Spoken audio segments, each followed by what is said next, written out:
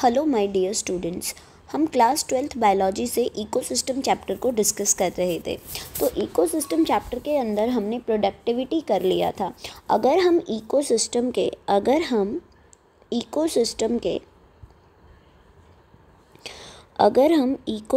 के functional components की बात करें तो इकोसिस्टम के फंक्शनल कंपोनेंट्स के अंदर हमें मिलता है सबसे पहले प्रोडक्टिविटी। उसके बाद हमें डिस्कस करना है decomposition. Then we have to discuss energy flow और energy transfer from different trophic level. और फोर्थ है हमारे पास न्यूट्रिएंट रिसाइकलिंग। तो अब जो हमारा सीबीएसई का सिलेबस है वहाँ पर न्यूट्रिएंट साइक्लिंग को हटा दिया गया है, डिलीट कर दिया गया है। तो हमें productivity, decomposition and energy flow को डिस्कस करना है। तो प्रोडक्टिविटी की अगर हम बात करें तो प्रोडक्टिविटी में हम प्राइमरी प्रोडक्टिविटी और टाइप ऑफ प्राइमरी प्रोडक्टिविटी यानी कि gross primary productivity and net primary productivity को कर चुके थे।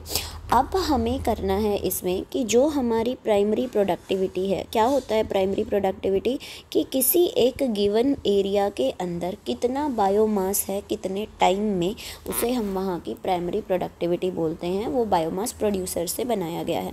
तो आपसे एक क्वेश्चन सीबीएसई पूछती है कि प्राइमरी प्रोडक्टिविटी किस बात पर डिपेंड करती है। किसी भी इकोसिस्टम की primary productivity depends upon the type of plant species in that ecosystem. उस इकोसिस्टम में कितने टाइप की प्लांट स्पीशीज़ हैं, यानी कि ज़्यादा फोटोसिंथेसिस करने वाली प्लांट स्पीशीज़ हैं वहाँ पर, तो वहाँ की प्रोडक्टिविटी ज़्यादा होगी। Plus number of plant species, अगर प्लांट स्पीशीज़ का नंबर किसी इकोसिस्टम में ज़्यादा है, यानी कि प्रोड्यूसर्स का नंबर किसी इकोसिस्टम में ज़्यादा है, तो प्रोडक्टिविटी भी उस इकोसिस्टम की क्या होगी, ज़्यादा होगी। इसके अलावा type of plant species and number of plant species के अलावा वहाँ पर डिपेंड करेगा कि वहाँ का क्लाइमेटिक फैक्टर कैसा है। अगर वहाँ का टेम्परेचर ऑप्टिमम है तो ऑप्टिमम टेम्परेचर पर प्रोडक्टिविटी ज़्यादा होगी। अगर टेम्परेचर लो है तो प्रोडक्टिविटी कम होगी। वहाँ रेनफॉल कैसा हो रहा है, वहाँ पर वाटर कैसा है आपके पास, वहाँ का मॉइस्चर कंटेंट कैसा है, इन सब चीज़ों के ऊपर क्या डिपेंड करता है, इन सब चीज़ों के ऊपर किसी भी एक इकोसिस्टम की प्रोडक्टिविटी डिपेंड करती है। जैसे कि डेजर्ट के अंदर रेनफॉल कम होगा, ठीक है, वहाँ पर प्लांट स्पीशीज़ कम होती हैं, तो वहाँ की जो प्रोडक्टिविटी है वो ऑटोमेटिकली फॉरेस्ट इकोसिस्टम के कंपैरिजन में कम हो जाती है। तो ये हमें प्रोडक्टिविटी के बारे में पूछना था। ये सीबीएसई का आपका प्रीवियस ईयर क्वेश्चन भी है कि प्राइमरी प्रोडक्टिविटी जो है वो किस बात पर डिपेंड करती है। इसके अलावा अब हमें जो नेक्स्ट टॉपिक इस चैप्टर में डिस्कस करना है वो टॉपिक है हमारा डीकम्पोजिशन क्या होती है। तो डीकम्पोजिशन के बारे में हम थोड़ा बहुत डिस्कस भी कर चुके हैं कि डीकम्पोजिशन क्या होती है। और डीकम्पोजिशन में अब हमें ये पता है कि जो डीकम्पोजिशन है उसे डीकम्पोज़र्स करते हैं। तो डीकम्पोज़र्स क्या करते हैं कि हम कोई भी अगर एक फूड चेन बना लें, सपोज़ हमने फूड चेन बनाई कि ग्रास को ग्रास होपर ने फीड किया और ग्रास होपर पर फ्रॉग ने फीड किया, तो एक पॉइंट ऑफ टाइम के बाद यहाँ पर एनर्जी ट्रांसफ़र तो हो ही रहा है। ये आपका प्रोड्यूसर है, ये आपका हर्बीवोर है and this is your carnivore. This is T1 trophic level, T2 trophic level and T3 trophic level. तो कुछ पॉइंट ऑफ टाइम के बाद हमारा जो T1 ट्रॉफिक लेवल है इसमें से भी डेड रिमेन्स रहेंगे, T2 से भी डेड रिमेन रहेंगे एंड T3 से भी डेड रिमेन्स रहेंगे। ये जो डेड रिमेन्स हैं आपको एक बार याद रखना है कि किस किस के डेड रिमेन्स हैं। प्लांट्स का डेड रिमेन्स रहेगा, एनिमल्स का डेड रिमेन रहेगा और एनिमल का जो फीकल मैटर है वो, ये सब डीकम्पोजिशन के इन सब की डीकम्पोजिशन होती है। इनके ऊपर डीकम्पोजर्स वर्क करते हैं। तो dead remains of plant, dead remains of animal and faecal matter को हम डिट्राइटस बोलते हैं। और इस डिट्राइटस के ऊपर कौन वर्क करेगा, डीकम्पोज़र वर्क करता है। डीकम्पोज़र क्या वर्क करेगा, डीकम्पोज़र यहाँ पर इनकी डीकम्पोजिशन करता है।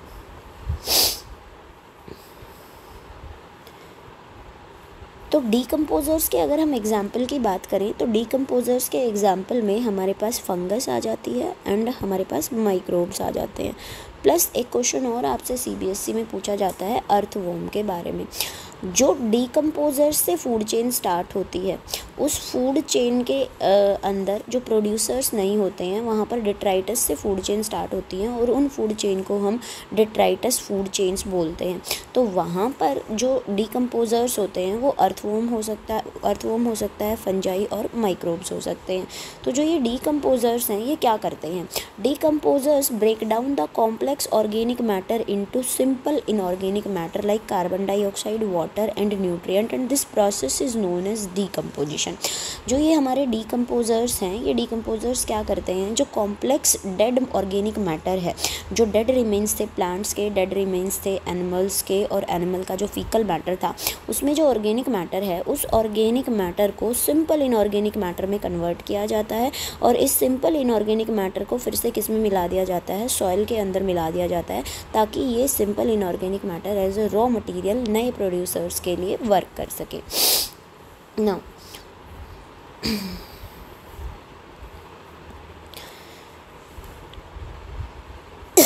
अब ये देखिए कि plant part such as leaf, bark, flower, dead remains of animals, मैंने आपको बताया था कि प्लांट के डेड रिमेन्स, एनिमल्स के डेड रिमेन और फीकल मैटर मिलके डिट्राइटस फॉर्म करते हैं। ये आपको पता होना चाहिए डिट्राइटस क्या होता है। तो प्लांट के जो डेड रिमेन्स हैं, जो एनिमल्स डेड रिमेन हैं, और जो उनका फीकल मैटर है उसे हम क्या बोलते हैं? उसको हम डिट्राइटस बोलते हैं।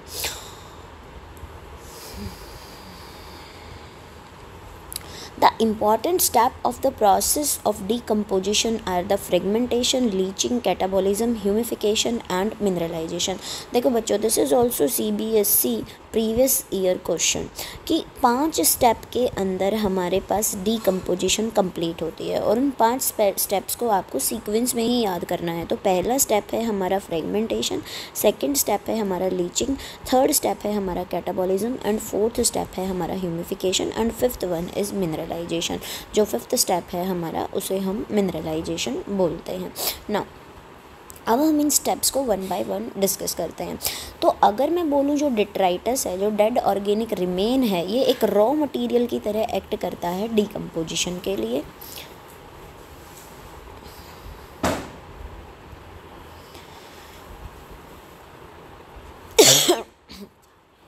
तो इस रॉ मटेरियल पर, तो जो ये रॉ मटेरियल है हमारा डिट्राइटस है, इस पर डिट्रीवोर्स एक्ट करते हैं। ये डिट्रीवोर्स कौन हो सकते हैं? डिट्रीवोर्स जैसे कि हमारा अर्थवॉर्म है। ये अर्थवॉर्म क्या करता है? उस डिट्राइटस को, हम डिट्राइटस को लिटर भी बोलते हैं, ये भी क्वेश्चन आपसे पूछा जा सकता है।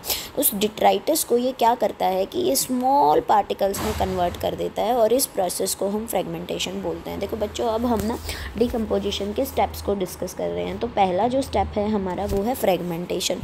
तो फ्रेगमेंटेशन में क्या होता है कि फ्रेगमेंटेशन के अंदर सबसे पहले जो हमारे डेड रिमेन्स थे, यानी कि जो हमारा डिट्राइटस था, जो हमारा लिटर था, इस लिटर के ऊपर एक्ट करेगा अर्थवॉर्म। अर्थवॉर्म डिट्रीवोर होता है जो डिट्राइटस पर फीड करता है, और अर्थवॉर्म इस डिट्राइटस के लार्ज पार्टिकल्स को स्मॉल पार्टिकल्स में तोड़ देता है, छोटे छोटे फाइन पार्टिकल्स में तोड़ देगा। कुछ छोटे फाइन पार्टिकल्स में तोड़ देता है, और कुछ कैसे होते हैं, थोड़े बड़े फ्रेगमेंट्स में तोड़ देता है, यानी कि ये इसके बहुत सारे फ्रेगमेंट्स बना देता है। And this process is known as fragmentation. और इस प्रोसेस को हम क्या बोलते हैं? इस प्रोसेस को हम फ्रेगमेंटेशन बोलते हैं। अब फ्रेगमेंटेशन होने के बाद नेक्स्ट जो हमारा स्टेप है वो स्टेप है हमारा लीचिंग। अब लीचिंग के अंदर क्या होगा? Now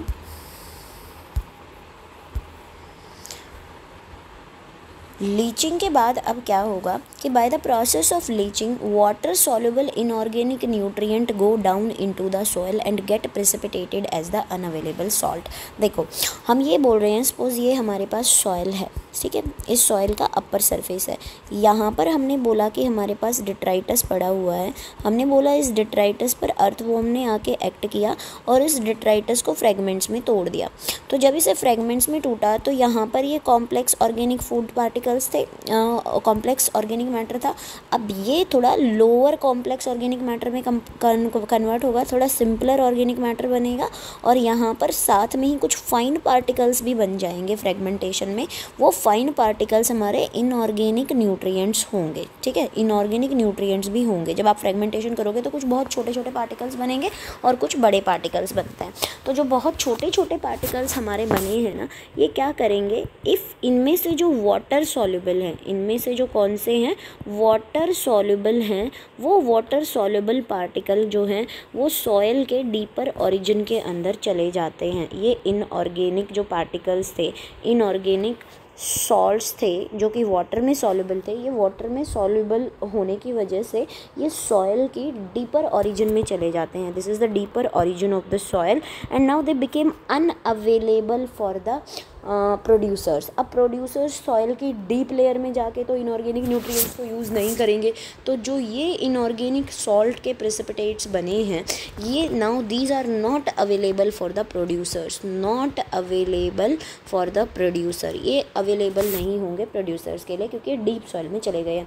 so this movement of water soluble inorganic nutrient into the soil and get precipitated as unavailable salt, this is known as leaching। इसे हम क्या बोलते हैं, लीचिंग बोलते हैं, which is the second step of the which is the second step of your decomposition process। ये decomposition process का second step है। on the same time अब हमारे पास कुछ particles थे जो कि water soluble नहीं थे और कुछ organic matter था जो थोड़ा large fragment को थोड़े छोटे छोटे fragments में तोड़ा था, उसके ऊपर microbes जो यहाँ पर अब जो ये हमारे फ्रेगमेंट्स बचे, इनके ऊपर माइक्रोब्स और फंजाई, यानी कि माइक्रोब्स मतलब कि फंजाई और बैक्टीरिया, इनकी डिकम्पोजिशन करवाने के लिए यहाँ पर इनके ऊपर एक्ट करते हैं और इनका फर्दर ब्रेक डाउन करते हैं and this process is known as catabolism. इस प्रोसेस को हम कैटाबॉलिज्म बोलते हैं। तो एनसीईआरटी एक लाइन लिखती है जो कि आपसे प्रीवियस ईयर क्वेश्चंस में पूछी भी गई है कि डिकम्पोजिशन के कौन से स्टेप होते हैं जो कि सॉइल की अपर लेयर में हो रहे हैं, जो सॉइल में हो रहे हैं एंड जो कि साइमल्टेनियसली होते हैं, जो कि एक साथ होते हैं। तो कौन कौन से हैं आपका, first one is the fragmentation और second is leaching and third is catabolism. तो fragmentation, leaching and catabolism occurs simultaneously, ये एक साथ होते हैं। कौन कौन से स्टेप एक साथ होंगे, कौन कौन से होंगे, आपका फ्रेगमेंटेशन हो गया, आपका लीचिंग हो गया एंड आपका कैटाबॉलिज्म। ये तीनों के तीनों एक साथ ही हो रहे हैं प्रोसेस सॉइल के अंदर। तो ये देखो इन्होंने दिखाया है कि लीचिंग का प्रोसेस कैसे होगा। तो लीचिंग में इन्होंने बताया कि सपोज़ की फ्रेगमेंटेशन हुई, फ्रेगमेंटेशन होने के बाद क्या हुआ, फ्रेगमेंटेशन होने के बाद जो सपोज तब बारिश हुई, बारिश के अंदर वाटर सॉल्युबल जो इनऑर्गेनिक न्यूट्रिएंट्स थे, वो इनऑर्गेनिक न्यूट्रिएंट्स क्या किया, वो सॉइल की डीपर ओरिजिन में मूव कर गए और डीपर ओरिजिन में जाके वो अनअवेलेबल प्रेसिपिटेट बन गए और अब ये जो हैं ये now these are not available for the use of the producers, ये प्रोड्यूसर्स के यूज़ में अब नहीं रहेंगे। तो ये हमारा प्रोसेस जो है, this process is known as leaching. इस प्रोसेस को हम लीचिंग बोलते हैं। ना लीचिंग के बाद next we have catabolism.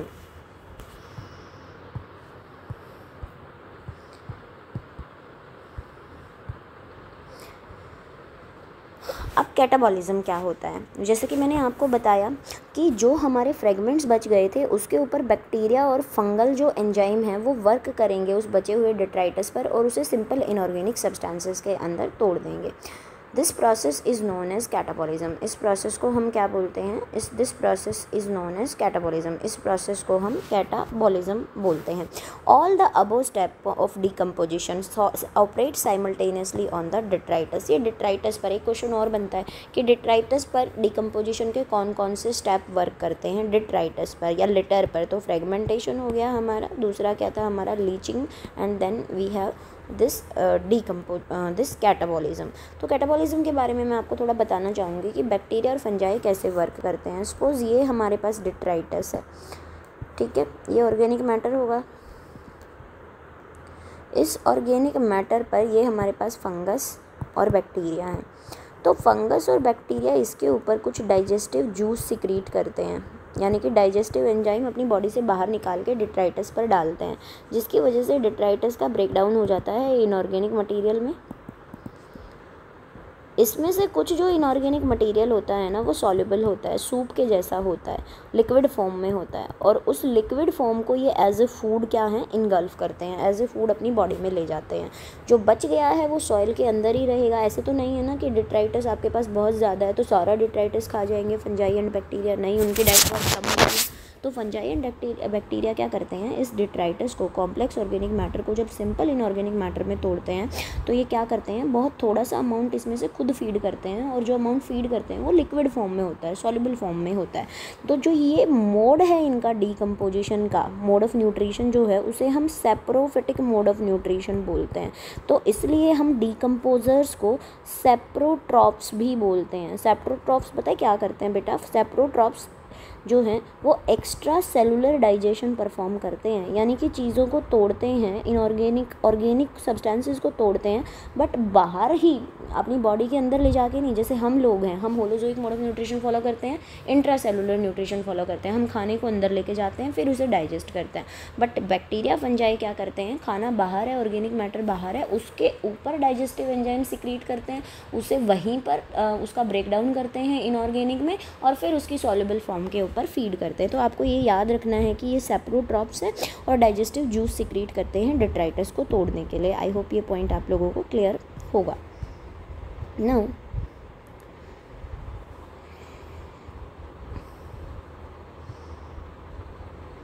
Next step जो है हमारे पास, अब हमने क्या कर लिया डीकम्पोजिशन में, हमने फ्रेगमेंटेशन कर लिया, हमने लीचिंग कर लिया, एंड नेक्स्ट जो हमने किया वो कैटाबॉलिज्म किया। Next step is humification. तो जो हमारा ये कैटाबॉलिज्म हो रहा होता है ना, जो माइक्रोबियल एक्शन हो रहा होता है डिट्राइटस पर, this is the slow process. जो अर्थवॉर्म ने फ्रेगमेंटेशन की थी उससे ये थोड़ा सा स्लो प्रोसेस होता है। तो धीरे धीरे जो सॉइल के ऊपर ये जो डिट्राइटस था, इस डिट्राइटस पर माइक्रोब्स कैटाबॉलिज्म कर रहे थे, धीरे धीरे ये अपनी मॉर्फोलॉजी चेंज करता है, यानी कि ये अपनी शेप चेंज करता है। ये डार्क कलर का हो जाता है। ये कैसा हो जाएगा, डार्क कलर का हो जाएगा, ये अमॉर्फस हो जाता है। I am sorry. अमॉर्फस का मतलब क्या है कि जिसकी कोई मॉर्फोलॉजी ना हो, जिसकी कोई शेप ना हो, और अब हम इसको डिट्राइटस ना बोलकर हम इसको ह्यूमिफिकेशन बोलते हैं। और जो ये इसका प्रोसेसिंग हो रही है डार्क कलर का होने की, अमॉर्फस होने की, and now it also became resistant to the microbial action. ये जो माइक्रोब इसके ऊपर काम कर रहे थे ना, वो पहले ही थोड़ा धीरे धीरे कर रहे थे, अब वो और भी ज़्यादा धीरे धीरे करेंगे। It will became resistant to them, ये उनके लिए रेजिस्टेंट हो जाता है, और इसका जो डीकम्पोजिशन का रेट है वो बहुत ही कम हो जाता है। और इसको हम क्या बोलते हैं, इसे हम ह्यूमस बोलते हैं। This process is known as humification. ये जो प्रोसेस है, ये डिट्राइटस का, जिस पर माइक्रोब्स काम कर रहे थे, उस डिट्राइटस का ह्यूमस में कन्वर्ट होने का जो प्रोसेस है, और ह्यूमस में कन्वर्ट होने के बाद जो ह्यूमस जो है प्रॉपर्टीज़ हैं, इस प्रोसेस और उस प्रॉपर्टीज़ को हम क्या बोलते हैं, ह्यूमिफिकेशन बोलते हैं। तो what is humification? Humification leads to the accumulation of dark coloured amorphous substance called humus. आपसे पूछा जाता है कि ह्यूमस क्या होता है? It is dark coloured amorphous, इसकी कोई मॉर्फोलॉजी नहीं है। It is highly resistant to the microbial action and it undergo decomposition at extremely slow rate. इसका जो डीकम्पोजिशन का रेट है वो बहुत स्लो है। क्योंकि इसका डीकम्पोजिशन का रेट बहुत स्लो है तो it act as the reservoir of the inorganic matter. ये इनऑर्गेनिक मैटर का रिजर्वायर की तरह एक्ट करता है, और अब इसके अंदर जो इनऑर्गेनिक न्यूट्रिएंट है ना, वो नहीं जाएंगे डीपर ओरिजिन में, उनकी लीचिंग नहीं होगी। They became available to the producers, they will remain on the surface of the earth. वो अर्थ के सरफेस पर ही रहेंगे। Now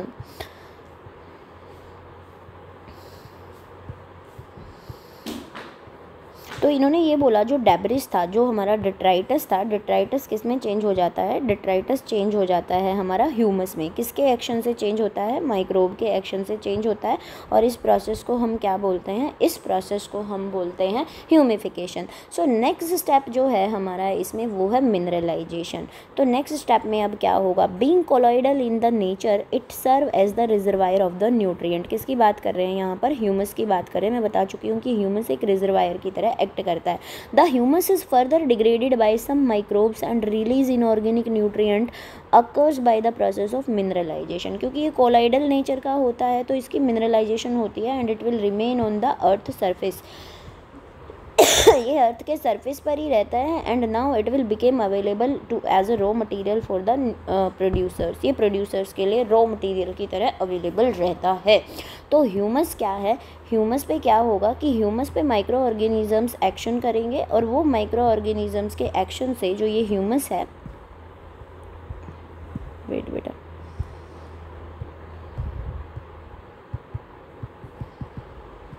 it's not working.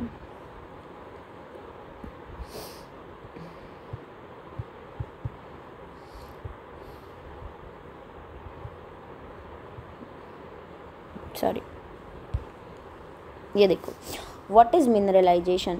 Humus है, ह्यूमस पर माइक्रो ऑर्गेनिजम्स वर्क करेंगे, ह्यूमस का फर्दर ब्रेक डाउन करेंगे, उसमें से इनऑर्गेनिक सब्सटेंसेस रिलीज होंगे और वो इनऑर्गेनिक सब्सटेंसेस कुछ मिनरल्स जो हैं वो हमारी सॉइल पर अवेलेबल रहेंगे as a raw material for the producers and this process is known as mineralization. इस प्रोसेस को raw material for producers, this process is known as mineralization. इस प्रोसेस को मिनरलाइजेशन बोलते हैं। तो जब मिनरलाइजेशन हो रही होती है, जब ह्यूमस के ऊपर माइक्रो ऑर्गेनिजम्स एक्ट करते हैं तो वहाँ पर क्या होता है, वहाँ पर कार्बन डाइऑक्साइड रिलीज़ होती है। ठीक है,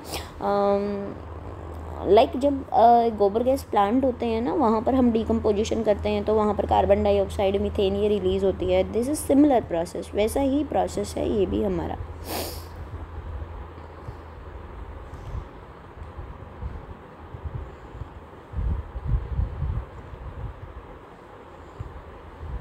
ये यहाँ पर स्लाइड्स में उसी प्रोसेस को एक्सप्लेन किया हुआ है कि प्लांट है, प्लांट से पत्ते नीचे गिरेंगे, ये लिटर फॉर्म करेंगे, अदर ऑर्गेनिजम्स जो हैं, अदर इंसेक्ट एनिमल्स हैं, उनका जो डेड रिमेन्स होगा उनके ऊपर अर्थवॉर्म फीड करेगा। अर्थवॉर्म उनके ऊपर फीड करने के बाद क्या होगा, फ्रेगमेंटेशन होगी। ये उसी को यहाँ पर एक्सप्लेन किया हुआ है।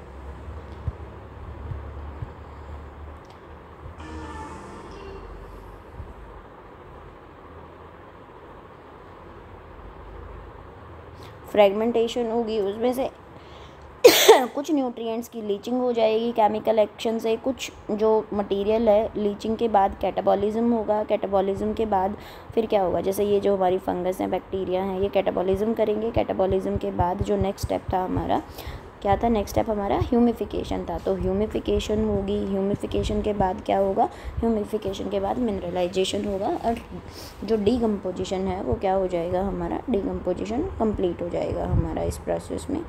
और डीकम्पोजिशन जैसे ही कंप्लीट होता है तो हमारा जो एनवायरनमेंट है उसमें इनऑर्गेनिक जो न्यूट्रिएंट है वो अवेलेबल होंगे हमारे जो प्रोड्यूसर्स हैं उनके लिए। तो ये डिकम्पोजिशन में ही दिखाया हुआ है कि जैसे ये डेड रिमेन्स है एनिमल का और इस डेड रिमेन्स पर फिर डिकम्पोजिशन का प्रोसेस होता है। अब एक और चीज़ है, जैसे हमने रेट ऑफ प्रोडक्टिविटी के बारे में किया था कि प्रोडक्टिविटी किस बात पर डिपेंड करती है, ऐसे ही डिकम्पोजिशन फास्टर होगी या स्लोर होगी ये किस बात पर डिपेंड करता है। तो rate of decomposition is controlled by the chemical composition of the detritus and climatic factor. Climatic factor कैसे हैं और केमिकल कंपोजिशन क्या है किसी डिट्राइटस की,